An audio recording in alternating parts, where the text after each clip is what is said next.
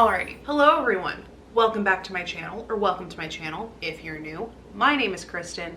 This is my booktube. And in today's video, we're going to be continuing the journey we started on last week, and we are going to be doing part 2 of my Wuthering Heights Unhinged recap, because it's only gonna get crazier from here. We are just gonna hop back into where we left off last time. So if you have not seen part 1, I would recommend going back and watching that before watching this video, just so you're up to date on all of the crazy things that have happened here so far. It is quite a long video, and I'm anticipating that this is also going to be a long video, so go ahead and grab a drink, grab a snack, get comfy, get cozy, because we're gonna be going through a lot in the next couple hours probably. Hopefully part 2 is not nearly as long as part 1 was. However, there is a lot of stuff that happens in part 2, so I would not be surprised if it is actually just as long as part 1. So yeah, I don't really have anything else to say before we just hop right in, and I don't want to make this video longer than it needs to be. So let's just go ahead and jump back in with part 2 of my Unhinged Wuthering Heights recap. Alrighty, so we're going to pick up right where we left off, and where we left off was the birth of Kathy Jr. and then the death of Catherine. So as we kind of talked about before, this is a big loss for Heathcliff, and he does not take it well. So immediately after Nellie tells him the news, we cut to being back inside of the Grange, and Heathcliff gets an opportunity to see Kathy's body for one last goodbye. And Nellie doesn't really like eavesdrop or anything like that. She does like give him the respect of letting him be alone to say his goodbyes to Kathy. But when she enters the room after him, she notices that there is a lock of light hair tied with a silver string on the floor. And what she notices is that in the locket around Kathy's neck, when she opens it up, there is a lock of dark hair inside of there. So she figures what happened was that Heathcliff opened up Kathy's locket and took out Edgar's lock of blonde hair and replaced it with a lock of his own hair. Nellie then takes the locks of hair from both men and like kind of twists them together and puts them back in the locket around Kathy's neck, so that she is buried with a lock of hair from both of the men that she loved in life. And also really like cementing this love triangle thing that we have going on here. Kathy is then buried in what is kind of considered like an unconventional location. Instead of being buried in her family cemetery or the Linton's family cemetery, Edgar picks a place in the moors underneath like this tree in a field to lay her to rest. And I just think that's really sweet, because it shows that he knows how much the moors meant to her and how she herself would probably have preferred to be buried somewhere like that rather than in the family cemetery away from the moors that she loved to run around as a child. And then just so we're aware of her age, when Kathy passes away, she is only 18 years old, which makes Edgar about 22, Isabella about 18, and then Heathcliff is about 20. And Hindley is about 27 at this time. Then one night when Nellie is caring for little baby Kathy Jr.,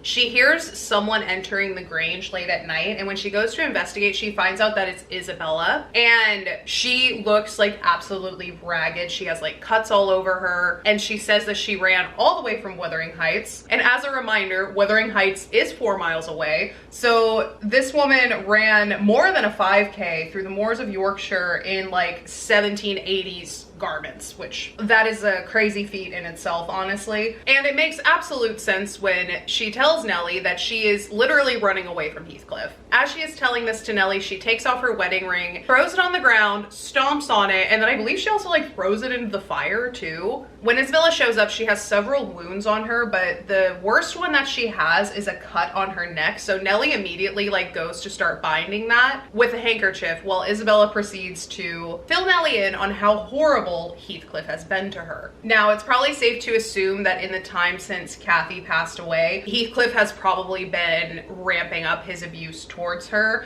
I don't think it actually says that in the book, but just like knowing how he is as a character and the fact that he was already blaming Kathy's illness on her brother. And we already know that he uses Isabella to basically torture in place of her brother. It's not out of the realm of imagination that his abuse towards her really ramped up after Kathy's death. Isabella calls Heathcliff inhuman and like straight up a monster. She tells Nellie about how he has been in such a horrible mood at all times lately. And she also tells Nellie about how Heathcliff got into a tussle with Hindley as well. Oh my gosh, this hasn't been recording. Okay, well. Okay, now it's working. Okay, I thought I had my microphone on this whole time. I just realized that it has not been on for the past 10 minutes. So my apologies. We're just gonna continue on with where we were. So Isabella also tells Nellie about how Heathcliff got into a tussle with Hindley recently and how he's just generally been in a foul mood recently. This tussle with Hindley resulted in Hindley getting a rather nasty cut on his wrist, and Heathcliff literally kicks him while he is down, before I guess feeling some sort of remorse, because then he does like kind of pick him up off the ground and like bind the cut on his wrist using his own coat. But I mean, I guess it's kind of nice that he did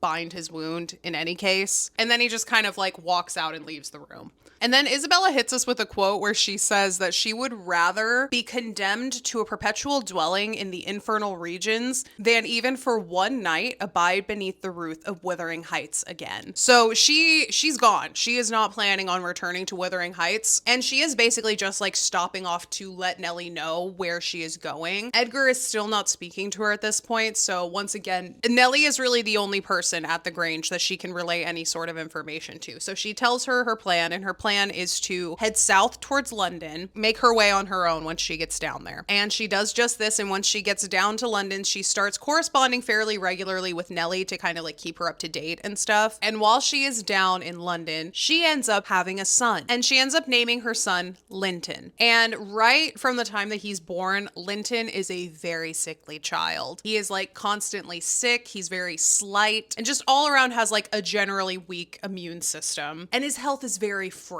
As you can imagine, being a single mother on its own is hard enough. Being a single mother in late 18th century London, with the social stigma that comes along with both being a single woman and having a child, seemingly out of wedlock, because that's an easy assumption to make when you're a woman that ran away from your husband out of desperation, is crazy to me. And that really goes to show how bad it was living with Heathcliff as his wife, because like choosing to be a single mother in London in the late 1700s, when you come from like a landed elite family and your family has money, like Edgar still has a fortune, is an absolutely like crazy desperate thing to do to get away from someone like Heathcliff. Heathcliff does try to get Nellie to tell him where Isabella went, and Nellie just refuses to tell him anything, especially that she had a son while she was away. So she doesn't tell him about Linton, she doesn't tell him that she knows that she's in London or anything like that. But somehow Heathcliff finds out anyway. And instead of like going down to London and like dragging them back to Wuthering Heights, he doesn't really do anything with that information. He just kind of like sits on it. I don't know if he was like plotting the best way to go about getting them back to Wuthering Heights without like completely damaging any trust that his child would have in him. But in any case, he just kind of like leaves them alone to live their life in London for a little bit. Then less than 6 months after Kathy passes away, Hindley also passes away, quote, true to his character and drunk as a lord. And since up until the day he died, Hindley had a very bad gambling addiction, and Heathcliff was basically acting as his personal loan distributor. Hindley, by the time he died, owed Heathcliff so much money that basically all of Hindley's assets went directly to Heathcliff to pay off his debts. So that means that Hareton literally like has no inheritance because his father owed Heathcliff so much money that Heathcliff is now the owner of Wuthering Heights, like straight out. At this point, Hareton is only like 6, so he doesn't even really know what's going on anyway. So that also makes it very easy for Heathcliff just to like take Wuthering Heights for himself and everything that goes along with it. Like literally every acre of land that the Earnshaws own now belongs to Heathcliff. So now that Hareton is literally the only Earnshaw left and Heathcliff owns Wuthering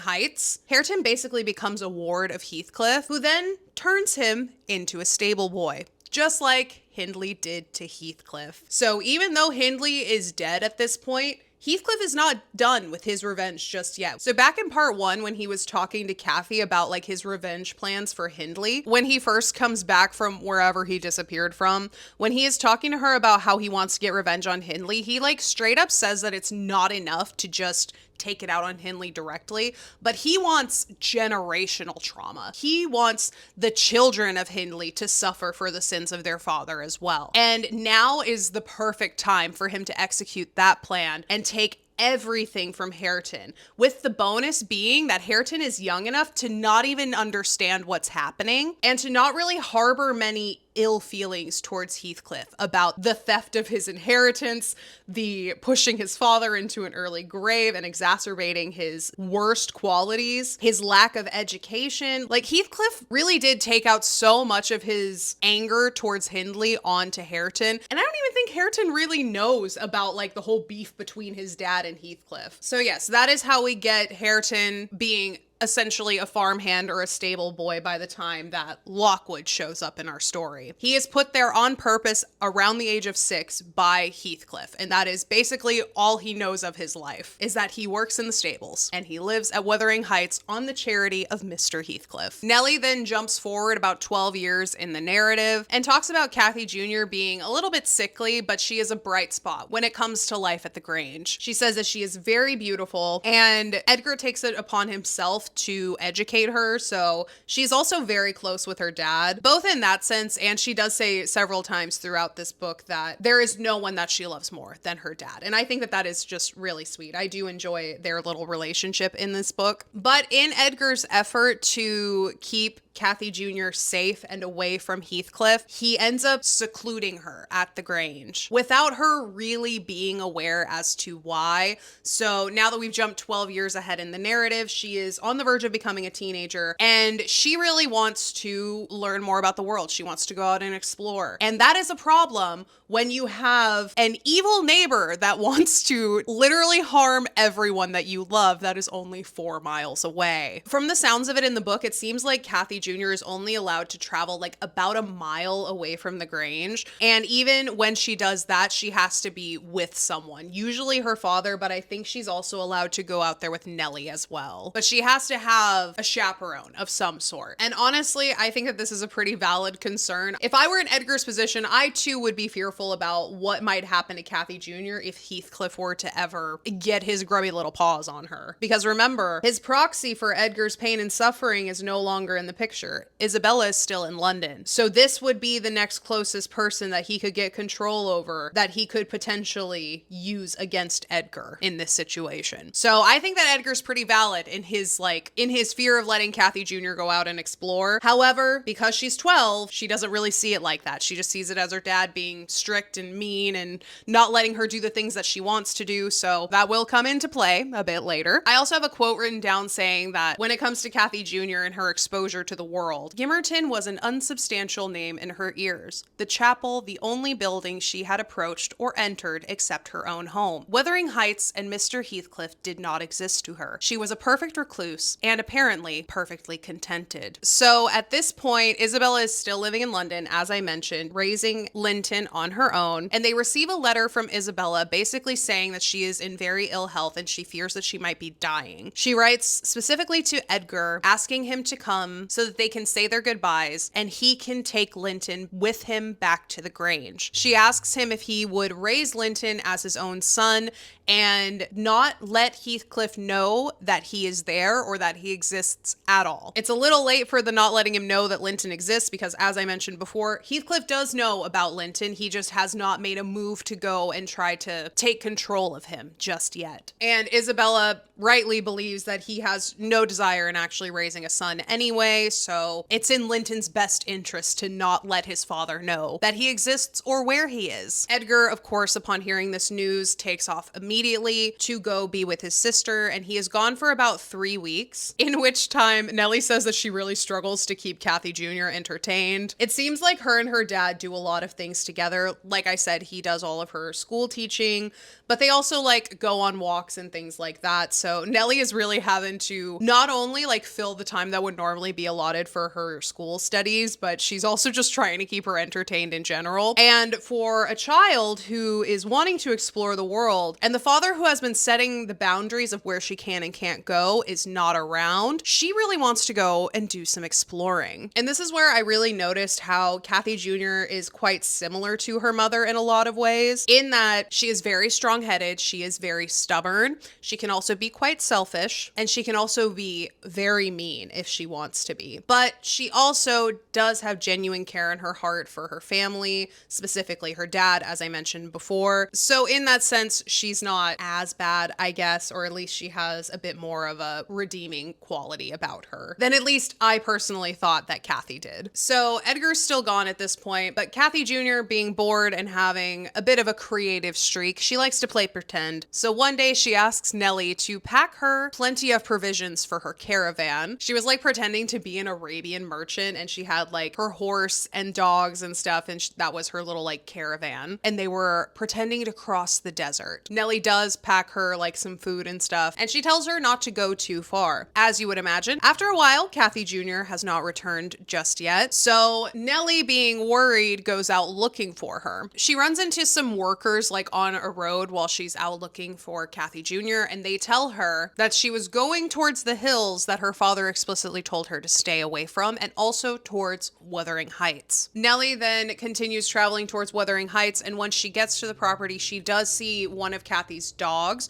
who is like kind of injured. He has like swelling on his head and like bite marks on his ear, and he's like bleeding a little bit. So she knows that Kathy has at least been here because one of her dogs is here. So when she enters Wuthering Heights, Nellie finds Kathy Jr. sitting by the hearth. Nellie notices that neither Heathcliff nor Joseph appear to be home. So it's basically just Nellie, Kathy Jr., and Hareton at Wuthering Heights. And when she enters the room, she finds Hareton and Kathy kind of like laughing together near the hearth. And just to like let you know how old Hareton is at this point, he's about 18 and Kathy's about like 12 at this point. And she notices that Hareton is looking at Kathy Jr. with curiosity in his eyes. Kathy Jr. then asks Hareton if he is the master of the house's son, to which he says no, and she immediately assumes that he's a servant, and her like whole demeanor changes basically. She immediately starts like trying to order him around and stuff like that as soon as she thinks that he's a servant, which once again plays into like the class dynamics of both the Linton family and the book in general, just by like how quickly her demeanor shifts and how she treats him once she realizes that he is not the master of the house's son, but might actually be a servant. He doesn't take very kindly to this. He gets like very easily offended by the things that Kathy Jr. says to him, and so he calls her a saucy witch, which is one of my favorite insults that's hurled throughout this book. I think calling someone a saucy witch is very funny. Oh, I also forgot to mention that I'm pretty sure Zilla's there, because at this point, Zilla tells Kathy Jr. that she should be nicer to Hareton because that is her cousin, to which Kathy is appalled because she sees that Hareton is like not very well educated, that he is very dirty, unkempt. He looks like he works in the fields all the time because he does. So she doesn't want to believe that they are blood related, and she gets very offended at even thinking that they might be cousins, and like straight up refuses to believe it. This is where Nellie tells us that it seems like Heathcliff's mission for the last 12 years has been to turn Hareton into an illiterate brute. And even though like Joseph has been here the whole time, he doesn't really do anything to like stop it or to really do anything to like help Hareton. But Nellie says that she mostly blames Heathcliff for the state that Hareton is in, which, I mean, fair. He definitely had a lot more direct role in the way that Hareton grew up than Joseph did. I mean, to be fair, Joseph wasn't the one that sent his curate away and made him a stable boy. So I think it's fair to place a bit more of the blame on Heathcliff in this situation. And this is when Nellie puts together that like this degradation of Hareton from once being in line to inherit Wuthering Heights to a lowly stable boy who is very uneducated is all a part of his vendetta against Hindley, and a way to get back at Hindley posthumously, it seems. Nellie then takes Kathy Jr. and they leave Wuthering Heights as quickly as they possibly can in hopes of avoiding Heathcliff, because remember, Heathcliff's not home at this point. And while they are on their way back to the Grange, Nellie asks Kathy Jr. how she ended up at Wuthering Heights to begin with. Mind you, like I said earlier, it's not like Kathy Jr. was told, don't go over to Wuthering Heights. She straight up did not know that this house existed at all. She says at one point that she didn't even know that they had neighbors that were that close. So she was just like wholly unaware that there was even another house within a 5-mile radius of them. So Kathy Jr. then tells Nellie that she was out with her dogs, like she had said, playing her little caravan pretend game, when she crossed paths with Hareton, who was also out with their dogs. And the dogs like got into a fight and started attacking each other. That's how one of their dogs got the swollen head and the bitten and bleeding ear. So this is what formed the introduction for these two. And then it said in the book that she like beguiled him into showing her around the moors and stuff. And he like shows her like all of these little secret spots, like a little fairy cave and stuff like that, before bringing her and the dogs back to Wuthering Heights with him. And this like spell that she had on him was only broken when she started treating him poorly because she thought he was a servant. And that's why we had that like instant attitude shift from him, where he was like looking at her with curiosity at first until she like started trying to order him around, and then he called her a saucy witch. And this insult really affected Kathy because it says that at the Grange, she's not used to being called anything that's insulting. Like all of the servants at the Grange are very respectful to Kathy Jr. Her dad always calls her like darling, dear, all of these pet names. So I don't think that she's ever actually been called any sort of negative name before. So Hareton calling her a saucy witch really like throws her off, and she does not like that at all. I believe then she also asks Nellie if it's true that Hareton's her cousin. She's like, yeah, that's your cousin. That's definitely your cousin. And she still was like kind of offended at that, which I find quite interesting. But anyways, eventually they make it back to the Grange and they receive a letter from Edgar that is on black edged mourning paper, which is exactly what it sounds like. It is paper that you use when you are in mourning.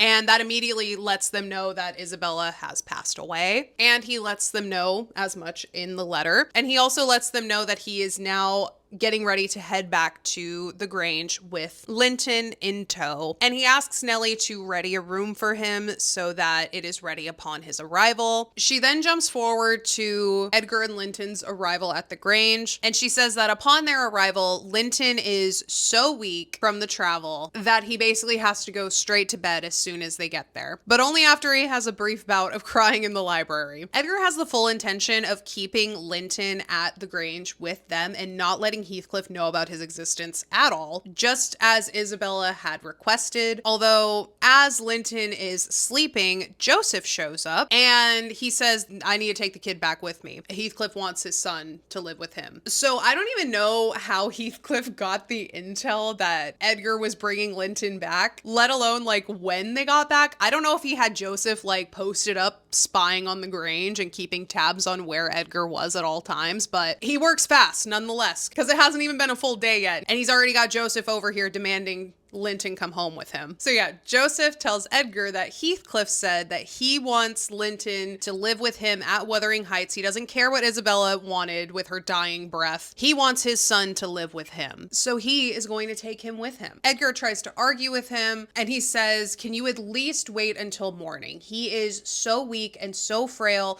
that even the journey over to Wuthering Heights right now could possibly kill him. Can we at least let him rest for a little bit? Joseph says, fine, okay, and leaves the Grange without taking Linton with him. Edgar then tells Nellie that they will not tell Kathy Jr. how close Linton actually is to them. They're not going to tell her that he's going to Wuthering Heights because then she's going to want to go over there and visit him. I forgot to mention this earlier, but as soon as Kathy Jr. found out about Linton and that he was coming to stay with them at the Grange, she got so excited. She was so happy to have a cousin that was like around her age, someone that she could actually play with, because keep in mind, she is 12 and an only child living in the moors of Yorkshire, so she's probably dying for someone her age to hang out with. And so the thought of having her cousin living with her was something that she was like really excited about. Granted, when he got there and she saw like how weak and sickly he was, she wasn't super stoked about that, but nonetheless, she was still really excited to have a cousin there that she can at least like hang out with and talk to, even if they can't like go run around the moors and stuff. stuff like Kathy and Heathcliff used to. She was still excited just to have someone there that was around her age. And I believe, if I remember right, they did have like a good first exchange, even though Linton was like really exhausted when they got there. So Edgar knows that Kathy Jr. is going to be having a lot of questions about where Linton is going and why she can't see him anymore, after they had already planned on him staying with them. So Edgar tells Nellie that they're just going to tell her that he went to live with his father, and they're going to leave it at that. They're not going to tell her how close he is, that his father is the owner of Wuthering Heights, or anything like that, so that hopefully she doesn't end up at Wuthering Heights while Heathcliff is there. So early the next morning, Edgar and Nellie wake up Linton and tell him that his father really wants him to come live with him. He is immediately questioning this because he says, my mom never mentioned my dad, if they had a relationship, if my dad actually cared about me. Why have I never heard about him up until this point? Why are they not together? If I have a father that actually cares about me, why was he not with me for the first 12 years of my life? Honestly, valid questions, which is why Nellie decides to lie to him to get him to go of his own free will to Wuthering Heights, kind of like making up excuses for Heathcliff, saying things like, oh, well, he wanted to come visit, but he was just always so busy and couldn't get away. And like, I think even trying to explain away why Isabella ran away from Heathcliff, all in an effort to get him to go over to Wuthering Heights, but also not to upset him too much, because once again, he is quite sickly. And the thought process is that if you upset him too much, it will bring on another bout of sickness, and it could be the last one for him, you know? So even after all of this, Linton is still not sold on going to Wuthering Heights. He says that he really wants to live with his uncle. He likes his uncle, and he's been told that he's going to live with his uncle. So he is apprehensive about the sudden change of where he's going to live. I mean, rightfully so. The alarm bells in his head are going off for all of the right reasons. And this is when Nellie and Edgar lie to Linton and tell him that he doesn't have to stay there for very long, that they will come visit him, basically saying whatever they can to convince him to go to Wuthering Heights without protest. Meanwhile, they have no intention to ever visit him once he leaves the Grange. And that does make me feel really bad for Linton, because it's like he's being fed to the sharks, man. Like, the kid's only like 11, right? It just makes me feel bad for Linton because he's already lost his mother. He seems like he was probably a mama's boy from what I can tell. He is also just like a very sensitive kid. He is pretty much sick all the time, which is not a fun state of being in general, and he thinks that he has like this security of where he's gonna be. He likes his uncle is very nice to him, and then all of a sudden they're like, well, actually, you're not staying here, your dad wants you to come live with him. So it's just sad that they dupe him like that and like reassure him that they will come and visit him and all of these other things when they have absolutely no intention of doing so. So bad Edgar, that is not a nice thing to do. Even though I don't dislike you nearly as much as some of the other characters, this is not a good move, sir. So Linton reluctantly agrees to go to Wuthering Heights. Nellie then helps him get all his things together, and she escorts him over there. Once they get to Wuthering Heights, I have this quote written down from Heathcliff, where upon their arrival, he tells Nellie, I feared I should have to come down to fetch my property myself. You've brought it, have you? Let's see what we can make of it. So like right off the bat, Heathcliff is referring to Linton as like his property, calling him an it instead of like referring to him as a human. So this is not boding well for what his intentions are for his son. Clearly showing he just sees him as his property and like basically a pawn that he can use. Like he's a piece of furniture and not his human son. Nellie says that she hopes that Heathcliff will be kind to Linton, and almost in like a movie villain way, he says that he will be very kind to Linton, which like honestly that part creeped me out a little bit, because it's like, what the heck do you have in mind for this young man? And honestly, I think this is just him like trying to say that like he has to be nice to him to a certain extent because he needs him alive and not actively hating him in order for him to take advantage of the inheritance that he has coming to him. Because remember, we talked about earlier how the Linton properties and wealth get passed down. It has now come to pass that Edgar does not have any sons to pass his fortune and land onto. So that makes Linton Linton the next in line for the Grange and the Linton family fortune. And Heathcliff is very well aware of this. And I believe that this is like the main reason why he just kind of like left him alone when he was with Isabella, because it's a lot easier to just show up later in the kid's life and try to like weasel your way in when he's about to get into a bunch of money than it is to like actually be a present dad.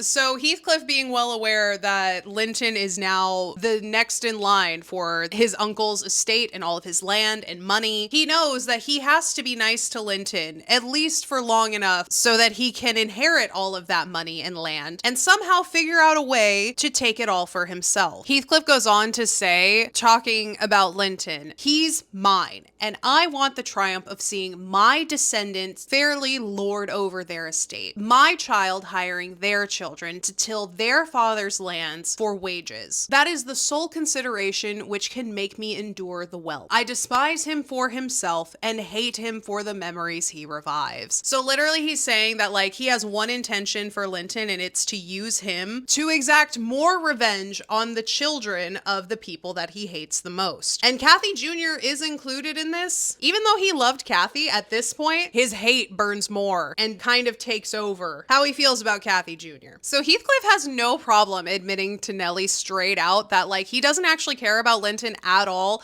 The only reason why he even wants any sort of relationship with him is so that he can use him as a pawn in his insane game of revenge that he's playing. Nellie tries to then sneak out of the house while Linton is preoccupied by playing with one of the dogs, but he does notice that she's trying to slip out, and he takes off to the door like screaming after her, saying that he doesn't want to stay there. He wants to go back to the Grange with her, but the door is closed and fastened behind her, and his screams fade out as she is walking back to the Grange. After a little bit of time, Nellie runs into someone working at Wuthering Heights. I don't remember exactly who. May have been Zilla. I don't know. But she runs into somebody working at Wuthering Heights and asks after how Linton is doing since she last saw him. And this person working at Wuthering Heights tells her that he is as sickly as ever with colds, coughs, aches, and that Heathcliff despises him, which is honestly not surprising in the least, but it doesn't make Nellie feel great hearing that. Then we fast forward a bit more. It's Kathy Jr.'s 16th birthday, and while Edgar is away, Kathy Jr. and Nellie go for a walk in the moors, and Kathy Jr. says that she wants to look for grouse eggs. I'm not entirely sure what a grouse is.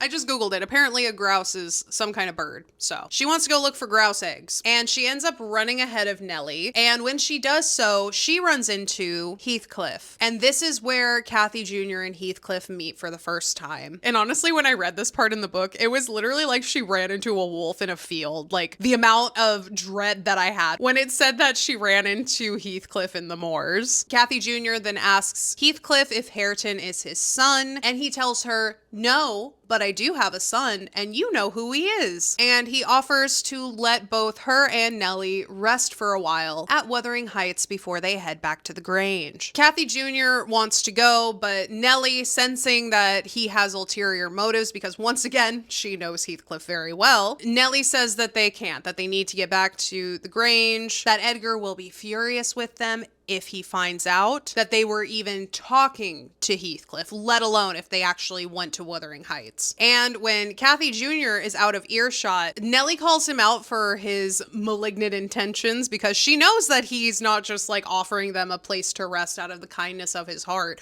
She knows that he has ulterior motives, that he wants Kathy Jr. to know that Linton is at Wuthering Heights. And Heathcliff says, of course I want her to know that Linton is at my house. I want them to fall in love and get married. Nellie then points out that if Linton and Kathy Jr. get married and Linton were to die, that would mean that Kathy Jr. would now be the inheritor of anything that would have gone to Linton. And this is where Heathcliff tells us that Linton's will dictates that all of his possessions upon his death go straight to his dad. So now we know that he is actually banking on Linton's death. He just needs him to die at the right time. Because what he wants with with them getting married, now that the inheritance is passing directly to Heathcliff upon Linton's death, he just wants proximity to Kathy Jr. to once again act on his revenge plot against her father. Heathcliff tries to claim that because all of Linton's possessions will pass directly to him on his death, that this union is really about uniting the families. It's not about inheritance at that point. But in reality, I think that Heathcliff just wants proximity to Kathy Jr. so that he can torture her like he did to Isabella to try to get back at her father. It seems to be his MO. It seems to be the way that he operates. So I fully believe that that is the motivation here. I don't believe that he's trying to broker any peace here at all. This man just wants full control of the Grange and Wuthering Heights, and to be able to torture the children of his sworn enemies. Those are his two goals in life. Kathy Jr. starts to question why, if Linton was living so close to them, was she not aware of it? And why they never told her that she has family at Wuthering Heights, aside from when they told her that Hareton was her cousin and that sent her into a tizzy. Heathcliff tells Kathy Jr. that it's because her father does not like him, which, like, yeah, that's true, but like, you also hate Edgar. And really it's more because Edgar's afraid what you will do to Kathy Jr. because of your hatred for him, but he downplays that part and he really emphasizes that Edgar does not like Heathcliff. And he says that the sole reason why Edgar does not like him is because he married his sister and he never thought that Heathcliff was good enough for Isabella, which, like, yeah, that is true, but Edgar was more concerned about the abuse that you would inflict upon her and your motivations to be with her just for proximity to the Linton family fortune and the Grange as a whole. So, like, both things were true, but he really only emphasizes that he just didn't approve of their marriage, and that was the main reason for it. Heathcliff then takes this opportunity to really talk about how, like, dumb and brutish Hareton is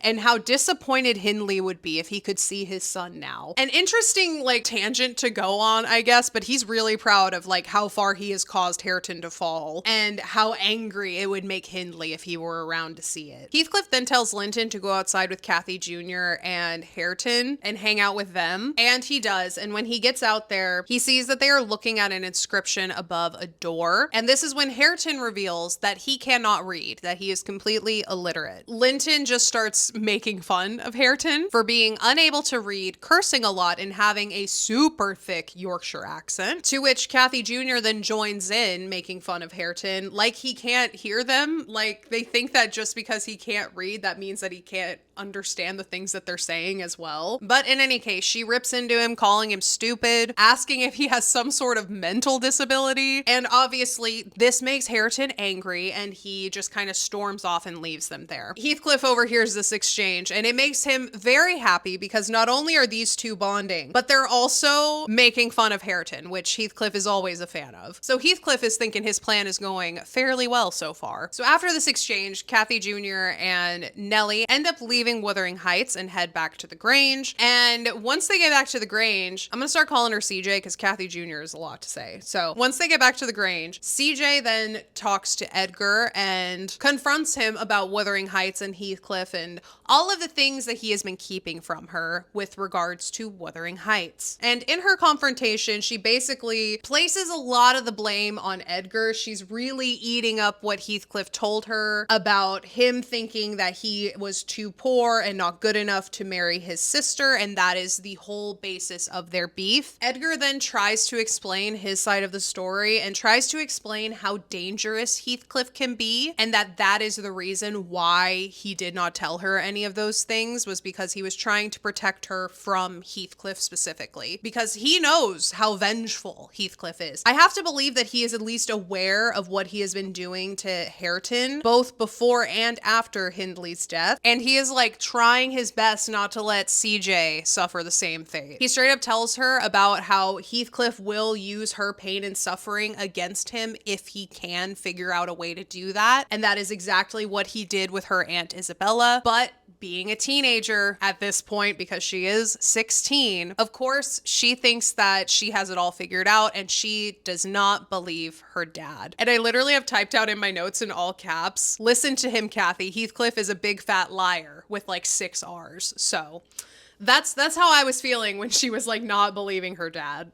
So Kathy Jr. agrees not to go back to Wuthering Heights, but she does start a secret correspondence with Linton instead via their milk boy. Basically what she does is whenever they get milk delivered, she slips a little letter into his pocket that he then brings over to Wuthering Heights when he makes the milk delivery over there, brings a letter to Linton, and then like vice versa whenever he comes back. So they're using the milk boy to pass notes back and forth to each other because neither of them are allowed to go to each other's house. So these sneaky little letters are really the only way that they can communicate to each other. CJ then hides these letters in a drawer of a desk in the library that she locks with a key, but she's not super discreet about it because Nellie does notice what she's doing. And Nellie has like a copy of most of the keys in the house, if not all of the keys. So she finds one that fits that lock and she opens up the drawer and then starts reading through the letters that are in there. And when she starts reading the letters, she notices that their correspondence morphed from like general friendly correspondence to love letters. And this scares Nellie a bit because remember, this is exactly what Heathcliff wants.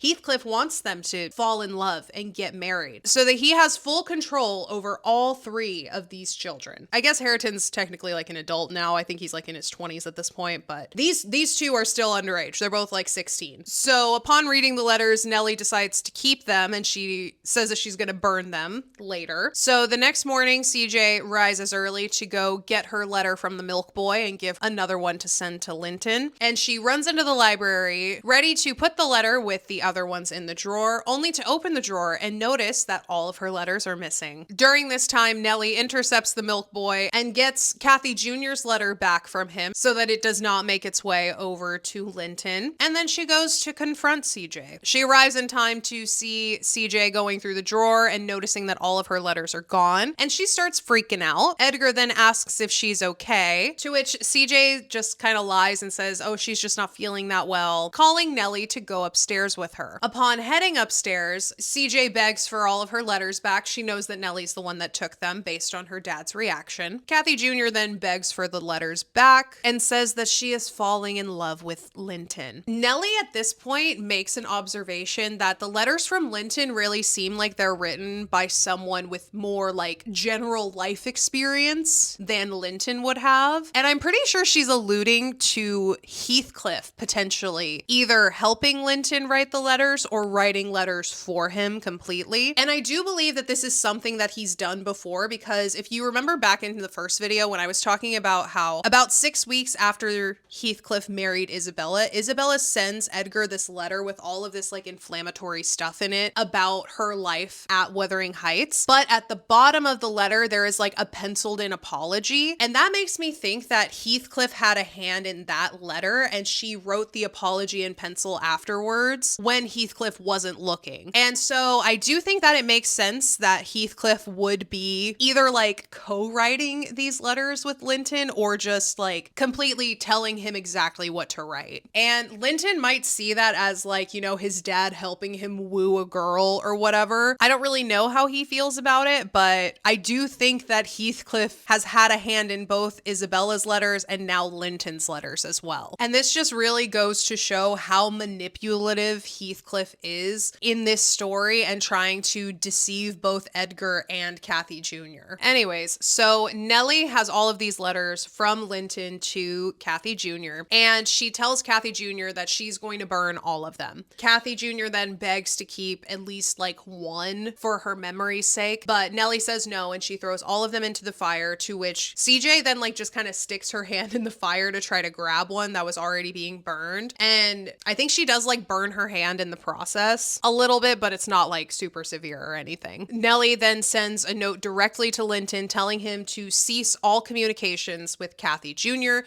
that she will not receive any more letters from him, nor will she be sending him any more letters. And she says from then on out, no more letters came or went between them. Edgar then falls ill with a cold that lasts all winter long. And this is kind of like a good distraction for CJ because, like I said before, she really cares about her father. So she becomes like his nurse and like takes care of him a lot. But she is still feeling quite sad about the loss of her correspondence with Linton. She and Nellie then go on a walk together outside and she talks to Nellie Nellie about her fears of losing her father. Nellie tries to calm her down and says that, like, you know, he'll get over this. It's okay. He's just got a cold. Your father has many years left in him, and seeing you upset about this is not going to help him get better any faster. So just try not to think about it like that and just be a bright presence around him. That is like the best thing that you can do to help him get better faster. And I just think that this really shows how much Kathy Jr. really does care about her father in a way that we haven't really seen a lot of between like the earlier generation and their parents. Like, yeah, Kathy was upset about her father dying, but they also didn't have like the most loving relationship. And we don't really know much about like the dynamics of the Linton family either, but this is the most like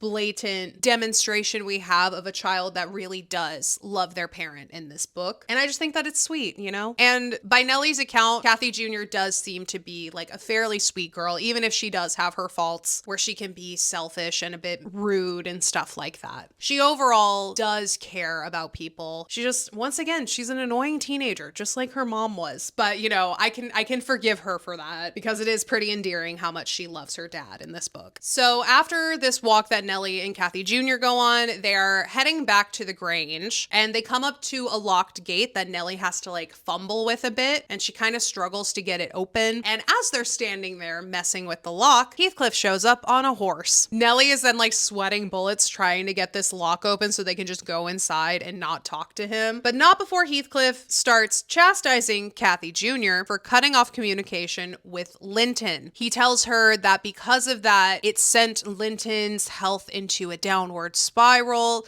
that he's literally dying from a broken heart because of her. Once again, like trying to emotionally manipulate her into coming back to Wuthering Heights and pursuing a relationship with Linton. Nellie then chimes in and calls him a liar. And at this point, she has given up on trying to like get a key to work in the lock, and she has a rock in her hand, and she's just trying to like smash this lock off of the gate so they can get away from Heathcliff. Kathy Jr. at this point seems to have come around to believing what her dad has said about Heathcliff up till this point. So she's no longer like really trusting what he's saying, and she refuses to speak to him directly, but that doesn't stop Heathcliff from just like basically talking at her just like a man, am I right? Even when you clearly don't want to speak to them, they just keep talking. Heathcliff then just keeps reiterating that Linton is dying and that a visit from Kathy Jr. might be the only thing to save him. He also tells her that he will be gone all next week if she wants to visit him while he is not home. It's at this moment that Nellie succeeds in breaking off the lock with a rock. Oh, fun, that rhymed. And she then calls Kathy Jr. inside, who lingers a second before following Nellie back through the gate, clearly showing that Heathcliff's words have hit their mark, and she is now concerned over Linton potentially dying. Unable to just let it go, Kathy Jr. then does go over to visit Linton, and as Heathcliff said, he was not home when she went to visit. But what she finds when she gets there is Linton yelling at Joseph because he let the fire go out, and notes that he still looks pretty feverish and ill when she shows up. So he is being like very rude to the people around him, but she also does note that he does look pretty feverish and ill as well. So, you know, sometimes when you're sick, you're not always the nicest person. So maybe she gave him like the benefit of the doubt that maybe he just doesn't feel good. But in any case, he's being rude to the people working at Wuthering Heights, and he's looking pretty sickly. This is when Linton just like does a little impromptu proposal. Like he just kind of suggests that they should get married. There's no like romance to it or fanfare or anything like that. He just kind of like throws it out there like, hey, what do you think about us getting married? Kathy Jr. tells him no and says that men often hate their wives, like Heathcliff hated Isabella, and she would much rather have him as a brother.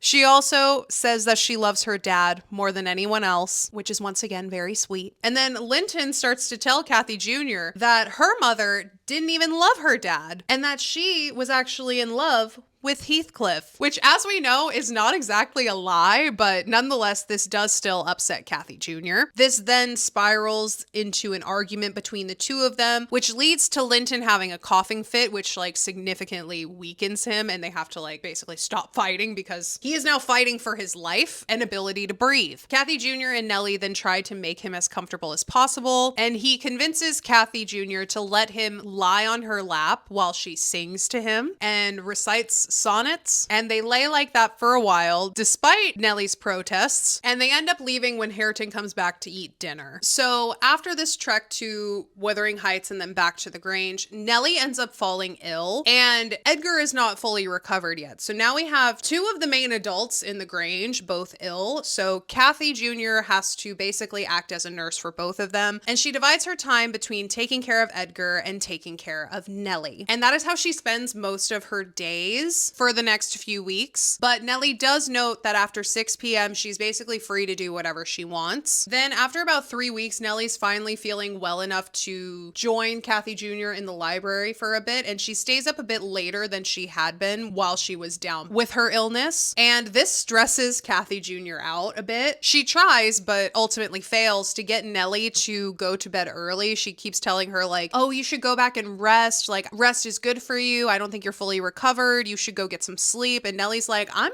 not tired. Like, I'm actually feeling a lot better than I have been for a while. So like, I want to sit up and hang out for a bit. So it's at that point that Kathy Jr. says that she just wants to spend some time alone, so she goes up into her room to rest for the night. But after a while, Nellie goes up there to check on her and notices that she is not actually in her room and that she has left the house entirely. Nellie then sits up by a window. I'm pretty sure it's in Kathy Jr.'s room, but she sits there and just waits for Kathy Jr. to come back. And when she does, Nellie just kind of like sits quietly in a chair in the dark in Kathy Jr.'s room until Kathy Jr. closes the door, locks it and everything. And that's when Nellie decides to stand up and ask her where the heck she's been. Kathy Jr. then lies and says that she just went on a ride on her horse around the park. She didn't actually have anywhere she was going. She was just going for a ride. Nellie automatically knows that this is a lie, and upon saying as much, Kathy Jr. then breaks down and tells her the truth. She tells her that she has been going over to Wuthering Heights every day after 6 p.m. to visit Linton. So that's what she's been doing with all her free time between looking after these two. Kathy Jr. then tells Nellie a bit about what they've been up to at the Heights. She tells Nellie that Hareton has been learning how to read, and he can now read the words above that door frame that these two laughed at him for not being able to read. She says that one of the days that she was over there, that Hareton called her over to that doorway and told her that he can actually read it now. And he told her that it said Hareton Earnshaw, which is his name.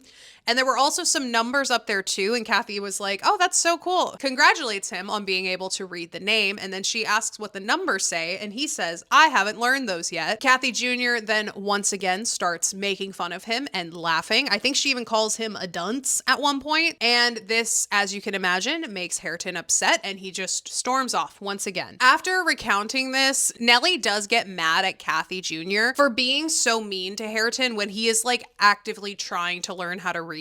She starts talking about how Heathcliff kept him illiterate on purpose and that he is like actively trying to learn and he should be encouraged and not made fun of when he doesn't know something yet, which like I totally agree with that. Like it made me so angry every time that she would make fun of Hareton for either not knowing how to read, which is not his fault, or when he does start learning how to read and then Kathy Jr. makes fun of him for not knowing as much as she thinks that he should. Kathy Jr. then tells Nellie at one point she and Linton were sitting inside in the library, I think, when Hareton and Joseph enter the room and a fight breaks out. This argument leaves Linton coughing up blood due to getting too worked up and yelling too much, which makes me think that he also has tuberculosis, but I don't think it ever says what exactly he has as far as illnesses go, just that he's like super sickly. But coughing up blood in this era always makes me think of tuberculosis, so it could be tuberculosis for all I know. But in any case, this left him significantly weakened and he is taken up to bed, and Kathy Jr. is told to go home. She, however, insists on entering entering Linton's chambers and accuses Hareton of killing him because he was part of the argument that got him so worked up. Nellie then tells Edgar about Kathy Jr. visiting Wuthering Heights and Linton in secret, and Edgar tells Kathy Jr. that she is no longer allowed to do that she is no longer allowed to see him, no longer allowed to go to Wuthering Heights. I believe he says that she is not allowed to go to Wuthering Heights and he is not allowed to visit the Grange. So basically, yeah, they're just not allowed to see each other anymore, period. This makes Kathy Jr. start weeping and she begs him to have mercy on Linton, to which Edgar says that, okay, fine, he can come over here to visit you, but you are not going back to Wuthering Heights. But being in the state that he's in, there is no way that he will be able to visit the Grange. He's just too sickly to make the journey. A 4-mile journey like that could very well kill him at this point in time. So this does seem to spell the end of their little relationship that they had going on. This is again when Nellie breaks the narrative structure and like starts talking to Lockwood directly. And she starts talking about how like he might be a good match for Kathy Jr. Edgar just kind of like shuts this down and asks her to continue the story. But I do think that it's very funny that like after recounting all of this like craziness that's been going on,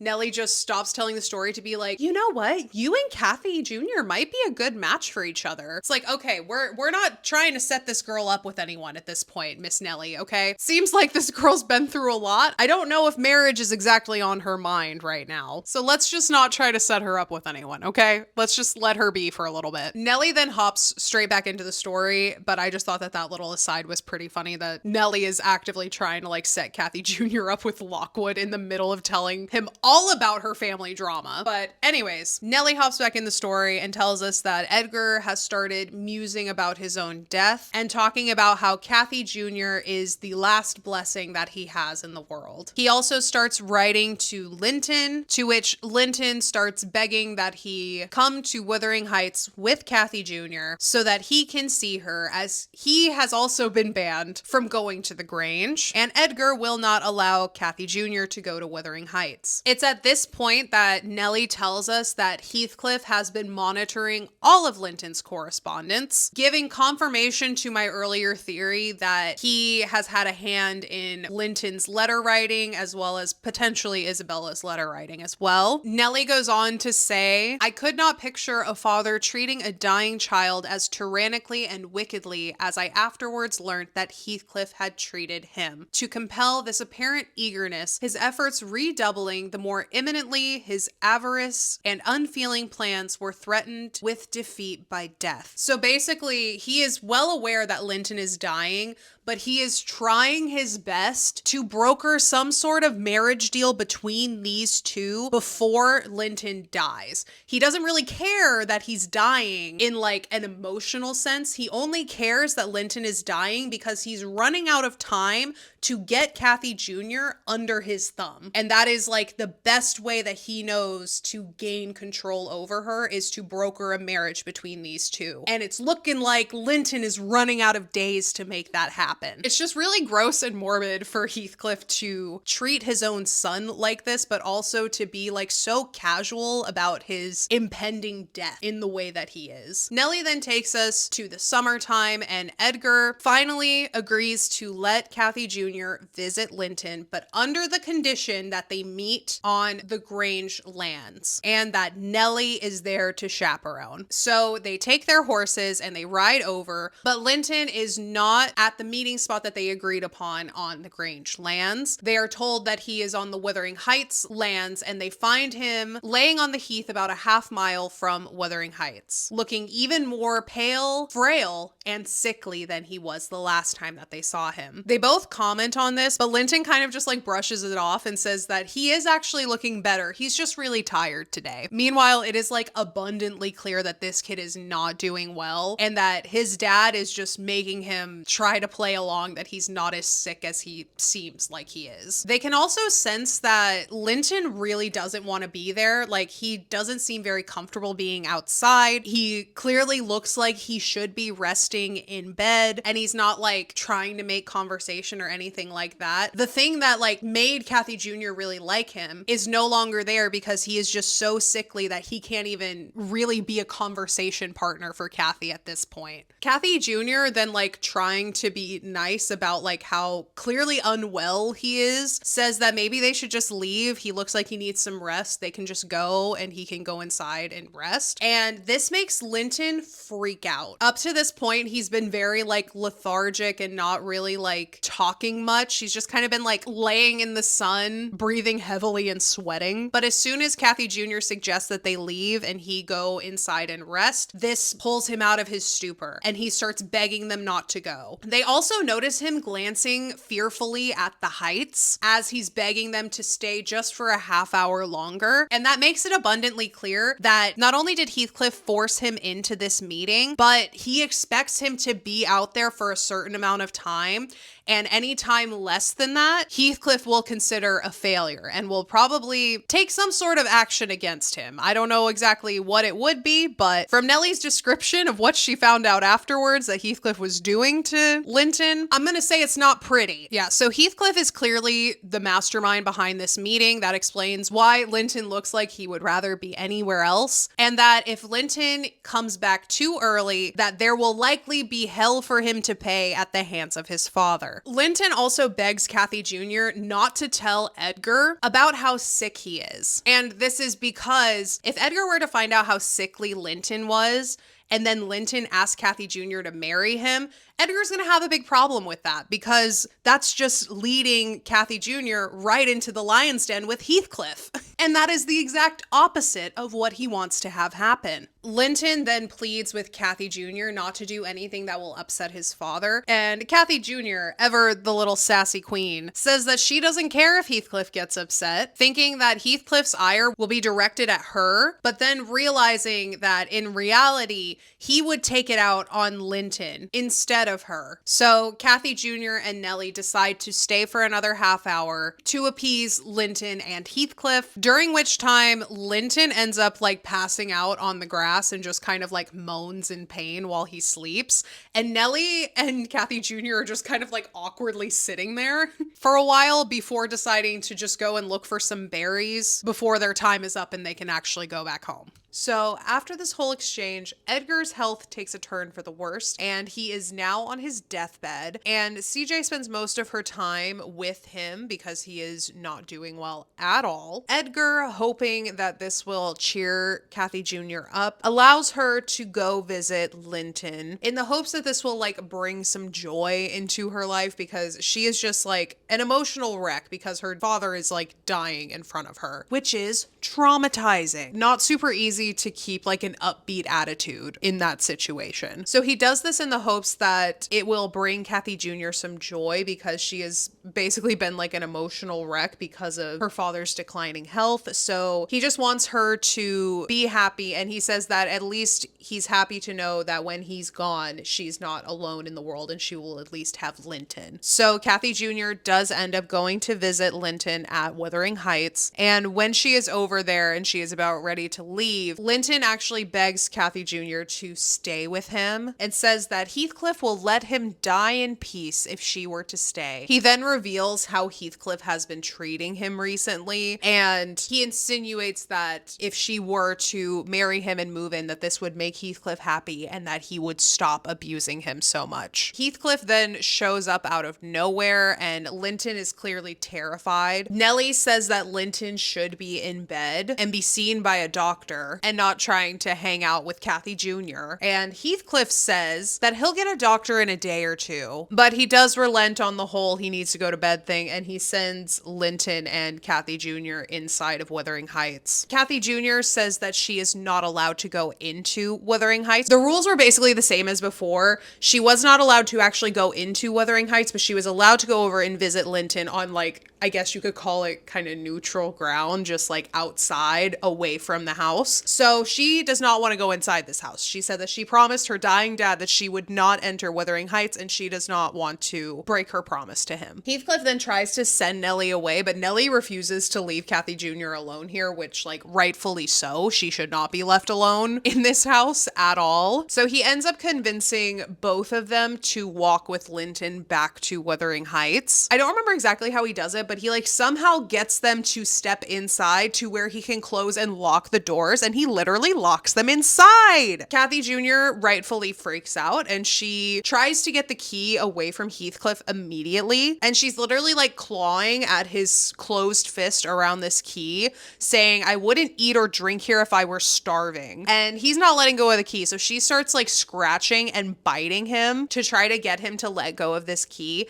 And then Heathcliff gives Nellie this look, and I don't think she really understands what it means in the moment, but Kathy Jr. is so focused on trying to get this key out of his hand that she's not really paying attention. So he opens his hand and like grabs her, pulls her onto his lap, and then just starts smacking her across the face. And this causes Nellie to scream out and call him a villain, which, like, yeah, no, that's very villain-like behavior. So Heathcliff gets them all to like sit down in the parlor or whatever, and he goes to serve them tea, and he jokes that it's not poisoned, which, like, I don't think I would be drinking that tea personally, but I guess they can do whatever they want. No one else thinks that this is very funny, especially not Nellie or Kathy Jr.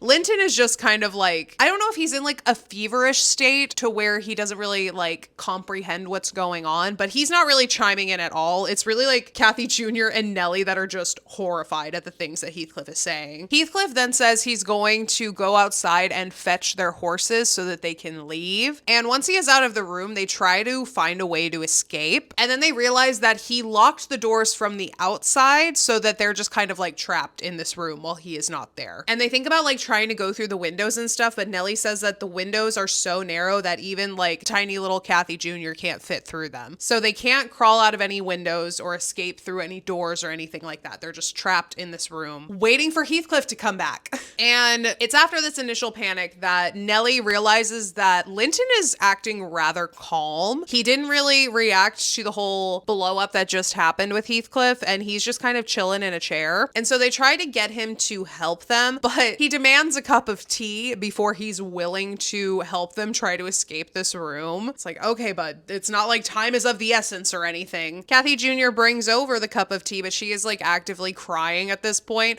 and some of her tears get in the cup, and then Linton is like, well, that's gross. I'm not drinking that. Make me another cup. And I think at this point, like, Nellie gets frustrated and she's like, just tell us what the heck is going on, please. And that's when Linton reveals that Heathcliff has trapped them here because he intends to force Kathy Jr. to marry him in the morning. He says that Heathcliff knows that Edgar is not a fan of the idea of them getting married, but Heathcliff now is afraid that Linton is going to pass away before they have a chance to convince Edgar to approve of the marriage. And he is getting very desperate to make a wedding happen between these two while Linton is still alive. He tells Kathy Jr. that Heathcliff's plan is to have them get married in the morning, and then they will both be able to return to the Grange together. So Heathcliff is literally holding Kathy Jr. hostage and forcing her to marry his son. She did have like loving affection toward him at one point in time, but it wasn't moving fast enough for Heathcliff's liking. So he had to step in and speed up the process and just kind of like force her into this wedding against her will, basically, by holding her hostage in his home. All of this infuriates Nellie, and she says in response, "Take you with her, pitiful changeling? You marry? Why, the man is mad, or he thinks us fools, everyone. And do you imagine that a beautiful young lady, that healthy, hearty girl, will tie herself to a little perishing monkey like you? Are you cherishing the notion that anybody, let alone Miss Catherine Linton, would have you for a husband?" Like, oh my God, Nellie went off. And like, honestly, fair, because once again,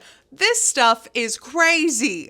You can totally tell that she has just like had it with these people and she is like so over all of this bullshit that they've been putting her through. So once again, Kathy Jr. refuses the wedding proposal even though she is trapped inside of this house. And this makes Linton start sobbing again. Heathcliff then returns saying that their horses have run off. Are we surprised at all? Like he was actually going to get their horses and let them leave. Okay, whatever. I don't think anyone actually believed that for even a millisecond, to be honest. But anyways, he says that their horses have run off and tells Linton to go up to bed and promises not to go near him for the rest of the night. You know how fathers and sons interact on the regular. Just a normal father-son relationship here. Kathy Jr. then starts pleading with Heathcliff to let them go because her father is literally on his deathbed and worrying about where they are could be enough to actually be the end of him. You know, kind of trying to appeal to any scrap of humanity that Heathcliff might have. Unfortunately for Kathy Jr., that is the exact kind of suffering that Heathcliff has been dying to inflict on Edgar for like 20 years at this point. And so it did absolutely nothing but just like seal her fate as being stuck here for at least a day. And the quote I have written down that Heathcliff says to Kathy Jr. after her whole spiel trying to plead for her freedom to go back to her dying father is that he says, "Miss Linton,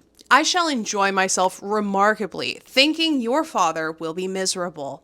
I shall not sleep for satisfaction. You could have hit no surer way of fixing your residence under my roof for the next 24 hours than informing me that such an event would follow. As to your promise to marry Linton, I'll care you should keep it, for you shall not quit the place until it is fulfilled." Like, this is a literal hostage situation. She is being held against her will in Wuthering Heights. So Kathy Jr. ultimately agrees to marry Linton under the condition that after the wedding, she is allowed to go back to the Grange to be with her dying father. She is literally like bargaining for her freedom, or at least trying to. And they end this exchange by Kathy Jr. calling Heathcliff a cruel man. They then hear some rustling outside and Heathcliff goes to see who it is. Nellie and Kathy Jr. think that it's Hareton, but when Heathcliff comes back, he says it was 3 servants from the Grange that were looking for them. Heathcliff then teases them by saying, you know, you could have made some noise and they would have totally known that you were here, but since you were so quiet, I just told them that you weren't here and that I hadn't seen you, so now they're off looking for you in the moors. This causes both Kathy Jr. and Nellie to start crying, as you can imagine. It's already not fun being trapped inside of a house you don't want to be in, let alone being taunted about it. When 9 p.m. comes, he sends both Kathy Jr. and Nellie up to Zilla's room because Zilla's not home. So that is basically becoming their holding cell, and he puts them in there and he locks the door. They think at first that maybe they can escape through the window, but once again, it is just too small for either of them to fit through. At 7 a.m. the next morning, Heathcliff comes for Kathy Jr., but he leaves Nellie locked inside of Zilla's room for the next 5 nights and 4 days. And the only person she sees during that time is Hareton. She literally calls him her jailer because he's the one that brings her food like once a day and is the only person who she has any sort of contact with. But Hareton is unfortunately still quite loyal to Heathcliff, so he's just doing his bidding right now. I don't know if he like still has any sort of affection towards Heathcliff, but it could also be all of the abuse that he has suffered that has basically like trained him, for lack of a better word. So in any case, Hareton is the one who basically becomes Nellie's jailer during this incarceration. A citizen's arrest, I guess you could call it. On the 5th day of Nellie being trapped inside of Wuthering Heights, Zilla comes back to the house and she walks into her room only to find Nellie trapped in there. So she lets Nellie out of the room and tells her that pretty much everyone thinks they got lost in the moors because Heathcliff has been hiding her for almost a week at this point. Then Nellie asks Zilla if Edgar has passed away, and Zilla tells her that he has not, but Dr. Kenneth says that he doesn't have very long left. So with that information, Nellie gets out of the garret and she finds Linton like lounging on a couch, sucking on like a sugar candy of some sort, and she asks him where Kathy Jr. is. And he tells her that she is upstairs and she is not allowed to leave. Remember, her only stipulation for marrying Linton was to be able to return to the Grange like immediately after the wedding so that she could be with her dying father. It has now been like 4 or 5 days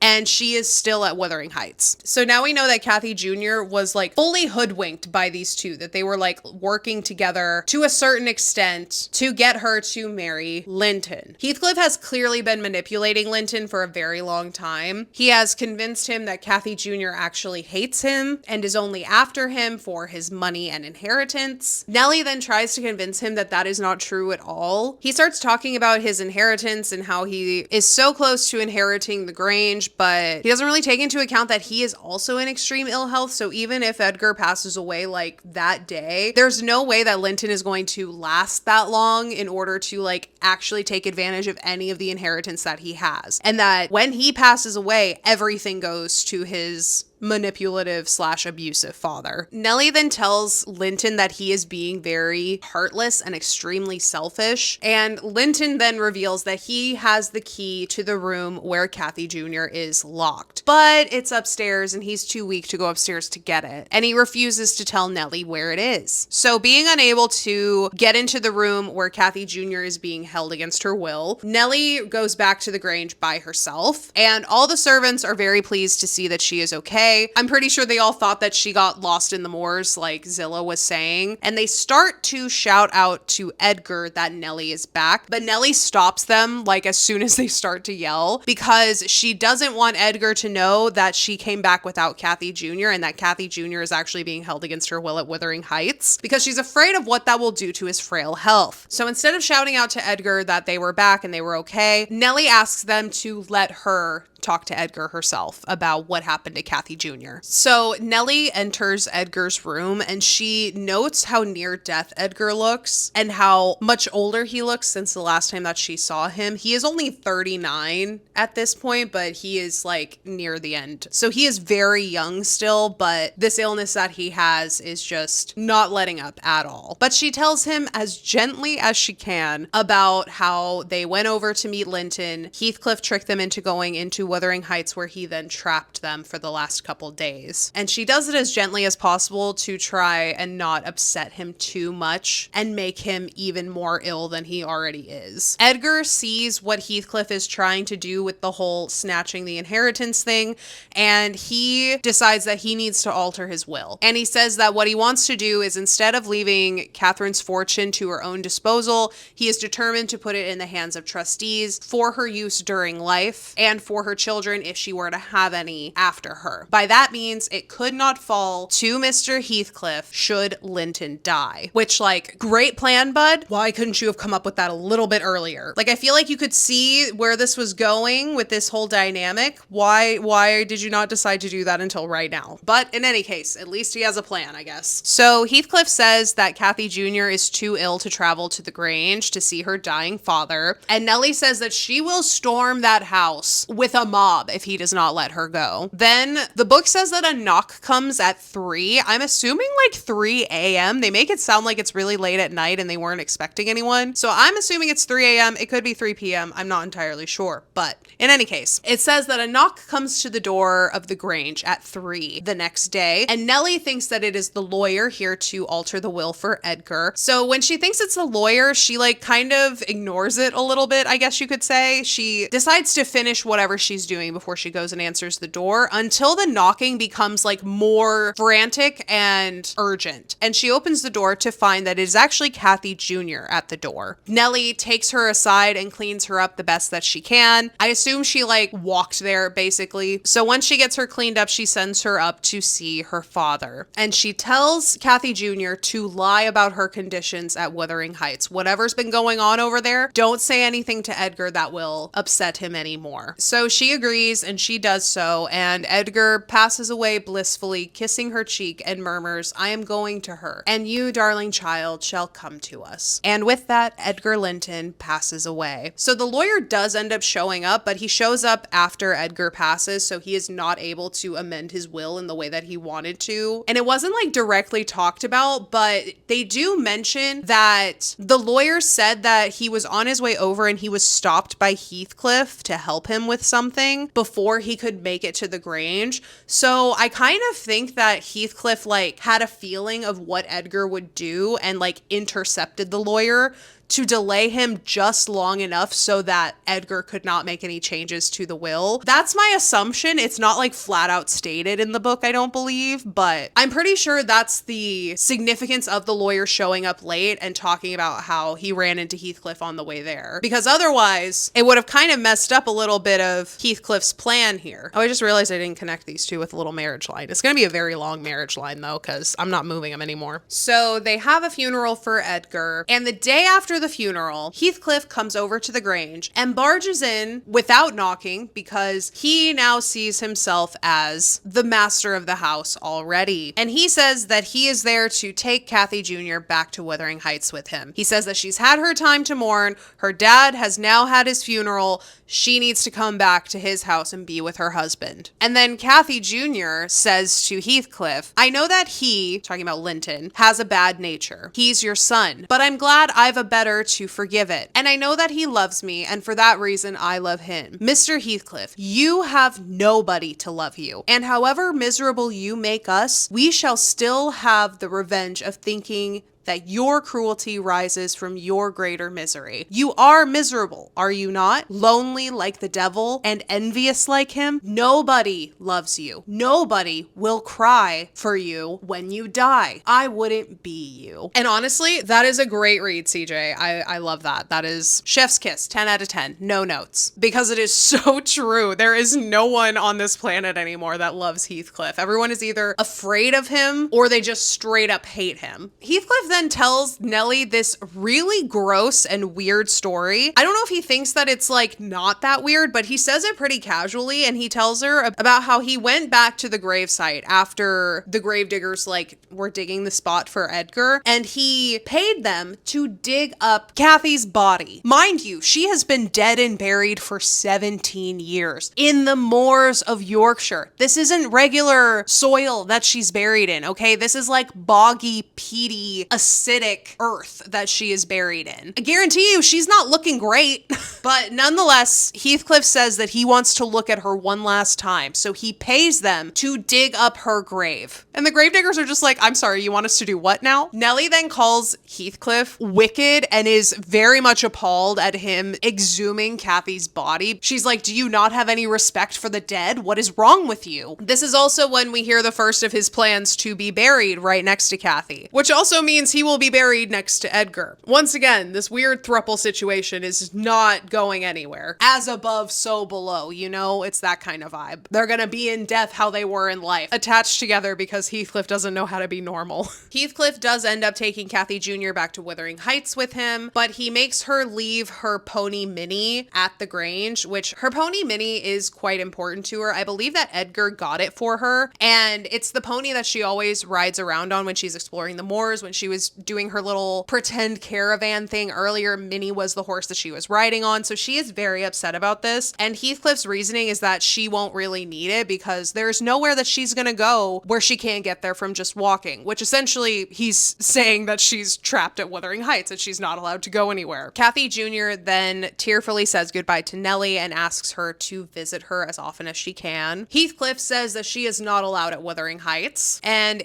if he needs to speak with her, he will just come to the Grange and talk to her. So he is really like cutting off Kathy Jr. completely from everyone at the Grange. But despite Heathcliff telling her that she is not allowed to come to Wuthering Heights, Nellie does go anyways, because she is wanting to check up on Kathy Jr. and on Linton. And when she arrives, she discovers that Linton is worse off now than he was before. Nellie says that Heathcliff refuses to call a doctor for Linton, saying that his life is not worth a farthing. I won't spend a farthing on him. And Linton ends up dying later that night, and Kathy Jr. ends up hiding away for a fortnight. And I think we do have a bit of a time jump here. I don't know how much, but at some point, a little bit after Linton dies, Nellie is talking to Zilla about Kathy Jr. and Wuthering Heights as a whole. She tells her that after Linton's death, Hareton begins like deliberately checking out Kathy Jr. If you remember, she had him like pretty beguiled when they first met. It was only because she was like rude to him that he kind of got the ick with her. but he still thinks that she's real pretty. Zilla says that he has started like following her around and stuff, and one day he was like so transfixed with her hair that he like touched a lock of it, and that made her freak out. Nellie then contemplates the possibility of her getting like a cottage nearby for just her and Kathy Jr., but she knows that that will never work because Heathcliff would never allow Kathy Jr. to go live somewhere else when he can easily torture her under his own roof. And so Kathy Jr.'s literal only other option for getting out from under the thumb of Heathcliff is to marry someone else and move away. But Heathcliff also is keeping her trapped inside of Wuthering Heights. So there's no way for her to actually meet someone who would be able to marry her and take her away from all of this madness. Except for Mr. Lockwood. So that's probably the reason why Nellie was like trying to set Lockwood up with Kathy Jr. is because she probably saw him as like the outsider that could take Kathy Jr. away from all of this. But nonetheless, they don't really like form a relationship like that. And Nellie lets us know that with that information, that catches us up to present day in 1801 and how we got to where we started in the beginning of the book. At this point, since Nellie has finished her story, Lockwood is on the mend from his like months-long cold, and he plans to go over to Wuthering Heights the next day to tell Heathcliff that he is going back to London for about 6 months, and he probably wants to look for a new tenant in that time, but he will come back later to pay him his owed rent. Nellie sends a letter with Lockwood to give to Kathy Jr., and when Lockwood arrives, Heathcliff is not there, but Hareton is. And so Hareton leads him inside to wait for Heathcliff so he can tell him about his intended departure. And Lockwood tries to like subtly give Nellie's letter to Kathy Jr., but when he like drops it in her lap, she like makes a big deal about it. She's like, oh, what is this? Who's it from? And of course, obviously, this gets Hareton's attention, who snatches the letter from her and says that you know that your letters have to be read by Heathcliff first. Kathy Jr. then takes out a handkerchief and starts sobbing, and this makes Hareton feel bad for her, and he ends up giving her the letter so that she can read it. Kathy Jr. reads the letter, and she doesn't start writing a reply, and Lockwood asks her why she's not trying to reply to the letter. And this is when Kathy Jr. lets him know that not only is she not allowed to read any books, and there are not any books in the house, there is also nothing to write with and nothing to write on. So there's literally no way for her to respond to the letter. She says that Heathcliff doesn't read, so he doesn't believe that anyone else in the house should read either. And this like breaks Lockwood's brain. He cannot fathom how there aren't any books or any writing materials or utensils anywhere in this house. And he goes on like this long rant about like how horrible that is. And it's just really funny that like that's the straw that broke the camel's back for Lockwood. That's what gets him to go on a rant about what Heathcliff is doing here. Kathy Jr. then says that there are some books lying around, but she has already like scoured the house for all of the books that she can find. She says that she has read all of Joseph's like religious texts that he has, and she's also even found Hareton's little stash of books that he is using to learn to read. And she says that he has a stash of Latin and Greek tales and poetry. And she accuses him of hoarding them out of spite because he knows that Heathcliff won't let her read anything. But like, she also knows that he's been trying to learn how to read, so it also just makes sense for him to have books because he's learning how to read. But Kathy Jr. is mad, so she's gonna be pissy about this, I guess. It's like, God forbid Hareton try to improve himself in any way. But this accusation, and also her revealing that she knows about his little stash of books, embarrasses Hareton. And then she continues to like go on making fun of him for trying to learn to read. She says that she hears him trying to sound out words and look them up to teach himself how to read. And then she calls him a dunce. And I'm not gonna lie, this makes me feel really bad for Hareton because like, he is trying, okay? Like, give him a break. He is trying to catch up on like a decade of schooling, and it's been like 2 years. Just like, give him a minute, okay, Kathy? The neuroplasticity isn't what it once was, okay? It may take him a little bit to get it, but he's working on it. We then end the chapter by Lockwood informing Heathcliff that he is going back to London and he will be gone for about 6 months. And that's pretty much where that chapter ends. Nothing else really happens of note that I've written down, at least. So the next chapter picks up in in 1802, and it's like September-ish. So it's been the 6 months that Lockwood said that he would be away. And he is on a trip passing through the north of England when he hears someone with like a cart rolling by mention something about Gimmerton. And Lockwood asks how far that is from where they are. And they tell him that it's about 15 miles from the spot where they are. And he decides to reroute his trip that he is on to go by Wuthering Heights and the Grange, stay there for like a day or so, and then pick up his travels the next day, continuing up north. He arrives at the Grange and it's pretty shut up. And since he didn't like send word ahead that he was planning on stopping here, because he wasn't planning on stopping here, the few staff members that are there are very shocked to see him, and they are very like put off by his presence. They're like, why didn't you send word and let us know? We could have had a fire ready. We could have had furniture uncovered. We could have had a room ready for you. But Lockwood's not that bothered. He just asked them to get a room ready and like a table for him to sit at, like do the bare minimum for him to stay like one night. They don't have to get the whole house ready.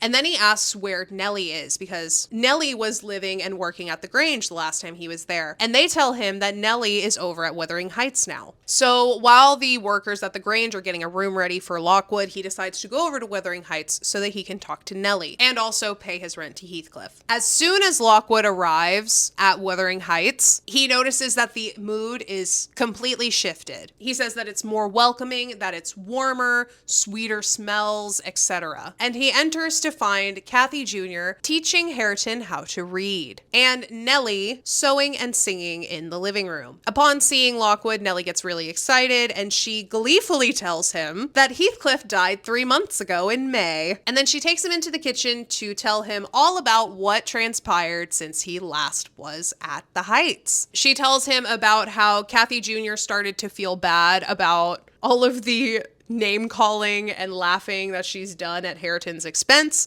So she tries to befriend him. And after a lot of coaxing, he did come around, and he decided to trust that her intentions were good. And she ends up gifting him a book and offering to teach him how to read it. And so they now have reading lessons and are on the verge of getting married. So these two do get married, but at the end of the book, I don't even know if it happens in the book, but they just say that they're going to get married at some point in the near future. According to the family tree in the book, they get married on January 1st, 1803. So I guess even though that's like technically after the book ends, we can give them a little marriage line. Talk about keeping it in the family, am I right? So in their like bonding moments, they go into like the backyard of Wuthering Heights, and they cut down these like black currant bushes because I guess Kathy Jr. got like a landscaping design bug and wanted to redo the lawn. So they cut down these black currant bushes, forgetting that Joseph loved these black currant bushes and like actually ate the fruit off of them and stuff. So Joseph gets very angry about this, and he ends up telling Heathcliff that someone dug up his black currant bushes. They told him that they forgot that the bushes meant so much to Joseph, and Heathcliff threatens to hit Kathy Jr., and it becomes a sort of standoff between the three of them, and Heathcliff just decides to drop it. I don't know if he was like feeling more feeble and like he wouldn't be able to take Hareton if he were to lay a hand on Kathy. Kind of seemed like that was the dynamic, like if you decide to do anything to her, Hareton was going to end up hurting Heathcliff in some way. So I think that that's why he backed down. But in any case, after this, Heathcliff goes to Nellie and he starts like talking about all the things that he's done in his life with like regret, almost like he grew a conscience, and he's like thinking about how he will be judged for his actions on Earth in the afterlife. And Nellie, being weirded out by this behavior, asks him if he feels ill, and he says, no, I feel fine. So this like introspection and like sudden growth of a conscience really confuses Nellie. For days after this, Heathcliff avoids both Kathy Jr. and Hareton. And then one day in April, the three of them are outside together, and Kathy Jr. and Hareton are very weirded out by what a good mood Heathcliff is in. His like normal demeanor up to this point has been miserable or pensive or brooding. Like he's never happy. Happy is not a common emotion for this dude. And I believe this is like the first time in the book that he expresses any sort of like joyful emotion at all. After this, Heathcliff stops eating and starts acting even weirder, and he starts sneaking out of the windows at night to wander around the moors. And it's at this point that Nellie questions if he's like a ghoul or a vampire or something like that, which like honestly that's a valid question. The whole like crawling out of windows at night thing is very much Dracula coded. Count Dracula literally does that in the book. He like scales up the walls and stuff. It's very creepy, but a fun visual nonetheless. But then Nellie reminds herself that she's literally known Heathcliff like 99% of his life, and that if he were any of those things, she would know by now. So she quickly wipes that out of her mind. So this weird behavior continues on, and Nellie finds him really late one night/morning at like 4 a.m. And he's like talking to himself about how he's going to call the lawyer in the morning to sort out his will, and how he wishes that he could just like annihilate all of his property upon his death so that no one could get any of his stuff after he dies, which is probably like one of the most selfish things I've ever heard. Like, that's crazy, dude. You're dead. What do you need with your money and land? Heathcliff then says that he believes that he has done no injustice and that he is happy. And Nellie says that his happiness seems really strange, seeing as all of the havoc that he's been causing for the last like 300 pages of this book. And then she tells him that he has led a very unchristian life, and he just reiterates his desire to be buried next to Kathy after he dies. Heathcliff then locks himself in his room and starts like moaning really loudly. This gets Hareton concerned for his well-being, and Nellie does tell him to go get the doctor, and when Mr. Kenneth shows up, Heathcliff says that he's fine and he refuses to open the door, so there's not really much that the doctor can do if he can't actually see him. It then starts to rain, and I can't remember if she's outside or she's like in the house and she can just like kind of see that another window is open, but she sees that one of the windows is open and it's like letting rain in, and she notices that it's Kathy's old room. And so she just assumes that like someone left the window open when they were in there. So she takes her spare key, unlocks the door, goes inside to close the windows and keep the rain from getting inside, thinking that Heathcliff went in there, opened them, and just forgot about it. And when she enters, she makes direct eye contact with Heathcliff, and he appears to be smiling at her. But he's not moving, and he's soaked in the rain. And this is when Nellie realizes that Heathcliff has died. Hareton is really the only one that seems really affected negatively by Heathcliff's death. And though I do think this is a bit Stockholm syndrome-y, his relationship to Heathcliff is a very complicated one, to say the least, especially with his whole family history and everything. So he's allowed to have complicated feelings about Heathcliff's passing, in my opinion. The doctors say they can't quite tell what exactly killed Heathcliff in the end, but his lack of an appetite was definitely related in some way, which makes his death even more mysterious. And Nellie tells us that much to the dismay of the villagers, Heathcliff did get the burial that he wanted, and he was buried next to Kathy, who was buried next to Edgar. And now the rumors in the village are that sometimes late at night you will see Kathy and Heathcliff strolling along the moors together. Even Joseph has said that he has seen them wandering the moors at night before. And though Nellie doesn't say that she's seen it herself, she does say that she has heard from other people that they have also seen their ghosts wandering the moors. Lockwood then goes to the burial site for Kathy, Edgar, and Heathcliff, and he chooses to believe that now that all three of them have passed on, that they are finally at peace. And then I just have written that you may wish peace on him, Lockwood, but I hope that Heathcliff is in one of Dante's circles of hell, suffering for his terrible actions in life. So yeah, that is the entire plot summary of Wuthering Heights. I definitely think that this part 2 was shorter than part 1. There was more stuff that happened in part 2, but I did glaze over more of it because, I don't know, it just didn't feel as integral as like the beginning setup parts. But yeah, I hope you guys enjoyed this part 2 of this plot summary video. I really enjoyed making this, even though it was a ton of work, both in the close reading that I had to do of the book and also just the filming. The filming took a lot more effort than I ever expected it to, but I had a great time filming it and editing the videos, and it seems like people are enjoying it. So that's always a good thing in my book. But yeah, I'm gonna keep this outro brief because even though this is shorter than part 1, it's still probably way too long. So I'm just gonna say again that I hope you enjoyed this video. If you did, go ahead and leave a like down below. Let me know. You should also subscribe while you're down there because I put out new videos every single week. And yeah, I hope you're having a wonderful day wherever you are in the world, and I will see you in the next video. Bye!